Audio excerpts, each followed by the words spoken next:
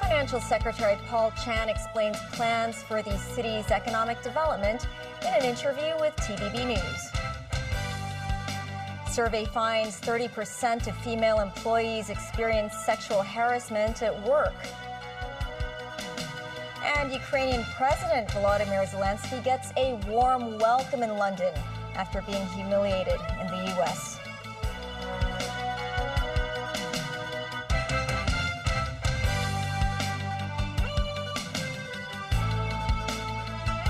Hello and welcome to TVB News. I'm Melissa Hekalea. Financial Secretary Paul Chan delivered the third budget address of the current administration for the fiscal year 2025-26 last Wednesday. Amid a financial deficit, the government is pushing forward with mega projects, with the focus being the northern metropolis development. Chan told TVB News that commercial sites could be rezoned for residential or other purposes to allow greater flexibility according to the evolving market. Samantha Lee spoke with the financial secretary. Facing a financial deficit of over $80 billion, the government stressed the importance of boosting economic growth alongside cost cutting. But some comments said the development of the northern metropolis, one of the city's future economic growth engines, has been too slow. As you may realize from the budget. Speaking with TVB News, Financial Secretary Paul Chan said the government's capital works expenditure is expected to increase from the previously estimated $90 billion per year on average to about $120 billion. On the northern metropolis, Chan said the government will consider rezoning some of the commercial sites into residential use and allowed greater flexibility of land use. He explained this is a means to cope with evolving business models. We are all out to attract strategic enterprises and talents coming to Hong Kong. And most of these strategic enterprises are in the technology and innovation area. And they will be housed there in the northern metropolis. So we need to expedite the development of this area. And these enterprises settling into Hong Kong, making substantial investments, will be able to contribute to our tax revenue in due course. So we are confident this investment will pay off. Chan also said the government has not included the infrastructure cost of the Khao Yi Chau artificial islands, as the priority is the northern metropolis. In Chan's budget speech, he suggested charging private vehicles drivers $200 every time they cross the border to the mainland. Chan stressed he left the door open for discussion on the proposal. At the moment, people live in Hong Kong by ground transport. It's over 100 million people a year. About 15% are driving by their own private car. So in terms of number of people affected, comparatively much smaller. He said people who can afford to drive to the mainland are generally better off financially, and it's worth exploring the boundary facility fees under the user pays principle. Samantha Lee, TVB News. Secretary for the Civil Service Ingrid Yeung said government vacancies and reduction in positions are two different matters. Yeung said the government will continue to recruit people to fill up important roles. The comments came after authorities announced they would cut the number of civil servants amid the government's financial deficit. Mimo Singhai reports. Financial Secretary Paul Chan announced in the budget that the government will reduce expenditure by 7% between 2024-25 and 2027-28. Meanwhile, 10,000 civil service posts will be reduced by April 2027. The current number of civil service positions is roughly 190,000, while the actual number of civil servants is about 170,000. Speaking on a radio program on Sunday, Civil Servant Secretary Ingrid Yeung said vacancies and post reduction are different matters. Yeung said the 2% slash is a minimum requirement and departments can reduce more positions if they wish. However, she says some critical posts in the government must be filled up, such as firefighters and teachers. Apart from the reduction in positions, a pay freeze will also be applied to civil servants. After speaking to some civil servant groups, Yeung said most of them understood the reasons behind the measure. Ms. 9, TVB News. A survey has found more than 30% of female employees experience sexual harassment in the workplace. However, over 60% of the victims didn't seek help. The Democratic Alliance for the Betterment and Progress of Hong Kong conducted questionnaire interviews last month with 104 workplace supervisors and 311 female employees. Over 90% of the companies said they hadn't received complaints about sexual harassment. However, over 30% of the employees said they faced sexual harassment involving physical contact, verbal and text messages. The party suggested adding sexual harassment into one of the ESG indicators. This refers to a company's performance in environmental, social and governance aspects. Many places in Hong Kong recorded a temperature of 25 degrees Celsius or above around noon today. The observatory said the weather would turn cooler next weekend, with temperatures dropping to around 14 degrees. Skyscrapers in thick mist. The city was covered in fog earlier today. Weather authorities said a warm and humid maritime airstream is affecting the coast of Guangdong. In the afternoon, the sky became clearer.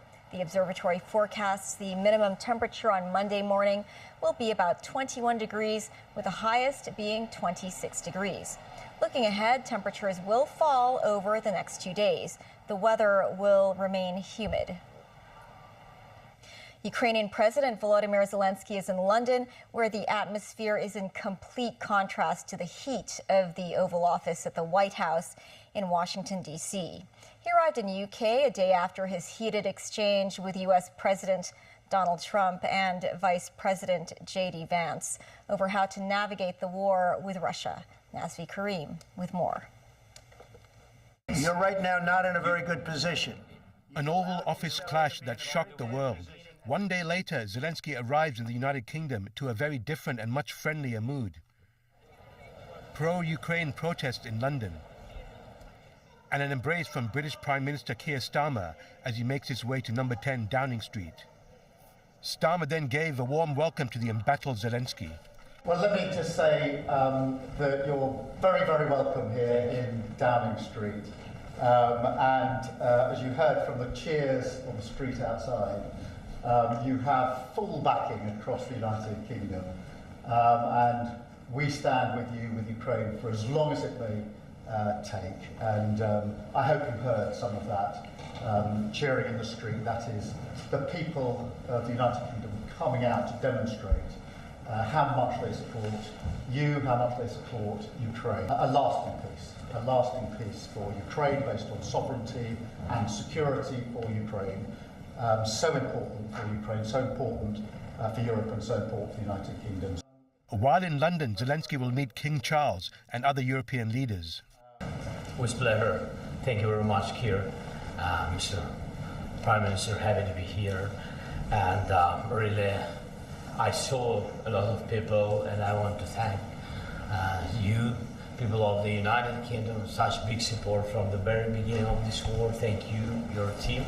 And I'm very happy that His Majesty the King accepted my meeting tomorrow. Later, Zelensky and Starmer presided over a loan agreement that would provide a further £2.6 billion for Ukrainian defense.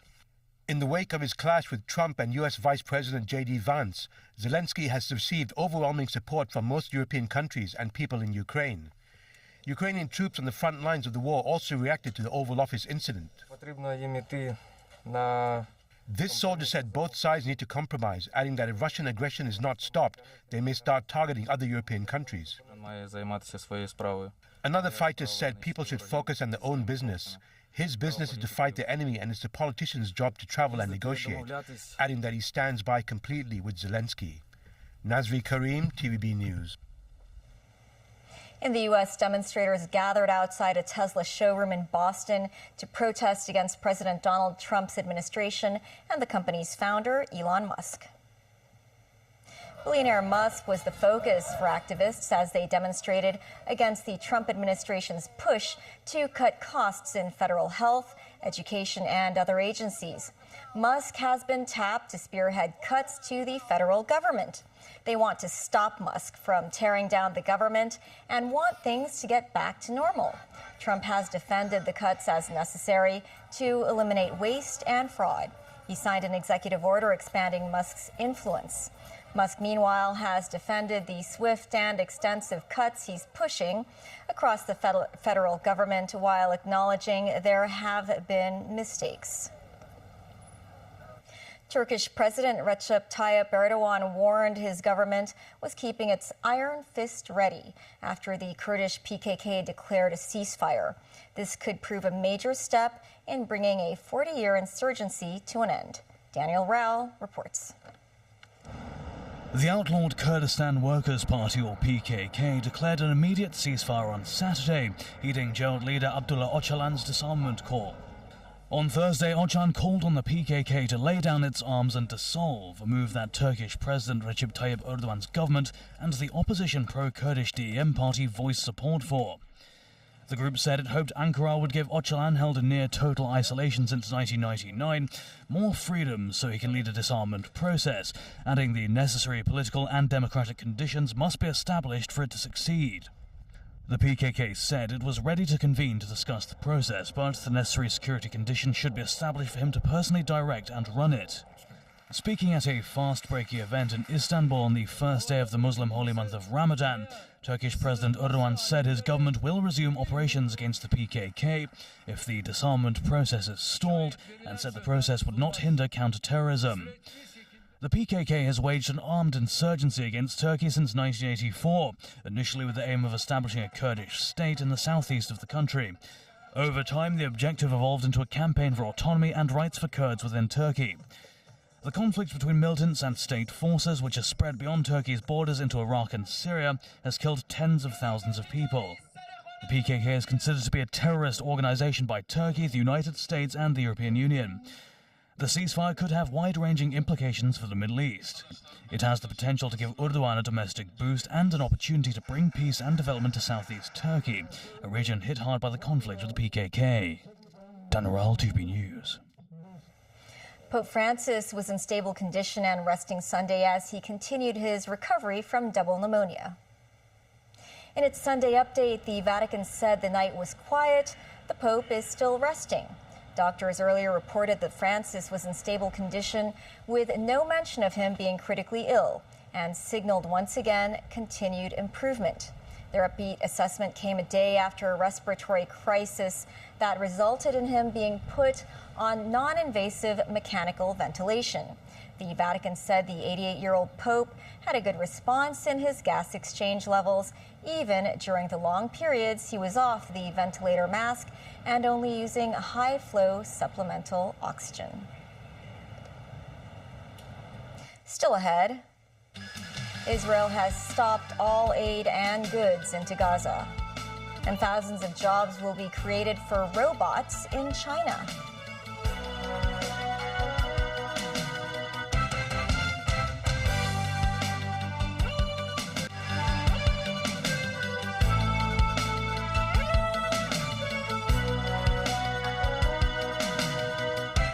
Welcome back. Israel stopped the entry of all goods and aid into the Gaza Strip on Sunday and warned of additional consequences if Hamas doesn't accept a new proposal for an extension of the first phase of the ceasefire.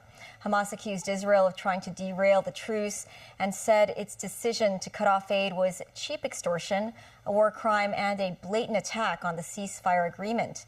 Daniel Rao tells us more.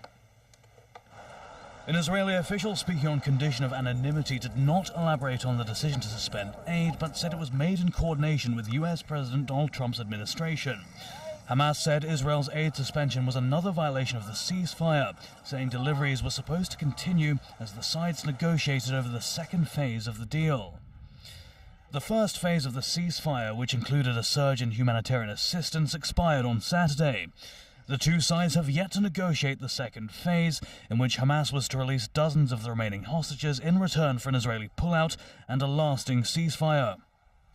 Israeli Prime Minister Benjamin Netanyahu's office said earlier on Sunday it supports what it described as a proposal from US Mideast envoy Steve Witkoff to extend the first phase of the ceasefire through Ramadan and Passover, which end on April 20th. Under that proposal, Hamas would release half the hostages on the first day and the rest when an agreement is reached on a permanent ceasefire. Under the first 6-week phase of the ceasefire, Hamas released 25 Israeli hostages and the bodies of 8 others in exchange for the release of nearly 2,000 Palestinians imprisoned by Israel. Israeli forces pulled back from most of Gaza, and Israel allowed a surge of humanitarian aid to enter. However, the first phase was marred by repeated disputes, with each side accusing the other of violations. Israeli strikes killed dozens of Palestinians who the military said approached its forces or entered certain areas in violation of the truce. Israel imposed a complete siege on Gaza in the opening days of the war and only eased it later under US pressure. UN agencies and aid groups accused Israel of not facilitating enough aid during 15 months of war. Israel said it allowed enough aid to enter and blamed shortages on what it said was the UN's inability to distribute it. It also accused Hamas of siphoning off aid. Meanwhile, US Secretary of State Marco Rubio said he had signed a declaration to expedite delivery of approximately $4 billion in military assistance to Israel. Dan Rowell, TV News. In the U.S., a FedEx cargo plane made an emergency landing at a busy New Jersey airport after a bird strike caused an engine fire. A fire could be seen burning below one of its wings as it landed at Newark Liberty International Airport at around 8 a.m. local time. The fire was contained and no injuries were reported. The use of robots in the mainland is rapidly increasing. The Beijing Economic Technological Development Area, a government body, said it would create more than 10,000 job posts for robots in 2 years. Mimo Singhai reports. Tiangong, China's first domestically produced humanoid robot, was given a new task last week, acting as a press officer. Speaking to the media, Tiangong announced his developer, the Beijing Economic Technological Development Area, will provide jobs for more than 10,000 robots. These robots are worth about 5 billion yuan. The job positions will cover 9 fields, including education and commercial activities. Among them, more than 1,000 will be designated for humanoid robots. A spokesperson for the Beijing Economic Technological Development Area said they hope the robots can help increase the work accuracy and efficiency in certain industries. Authorities said they will launch the program at companies such as Xiaomi Auto and JD.com. Through the program, the development area aims to attract global robotic enterprises to visit Beijing for data collection and other studies. Memos 9, TVB News. Back locally, the first ever discovery of dinosaur fossils in the city has been exhibited in the dinosaur parlor of the Hong Kong Heritage Discovery Center since December last year. The Development Bureau said the exhibition has attracted over 42,000 visitors. Secretary for Development Bernadette Lin said some 30 rocks containing dinosaur bone fossils have been unearthed, with the largest about 70 centimeters in length. Lin said local and other experts will collaborate to push forward the study of dinosaur fossils so as to confirm the species and their habits. That's the news. Thanks for watching. Bye for now.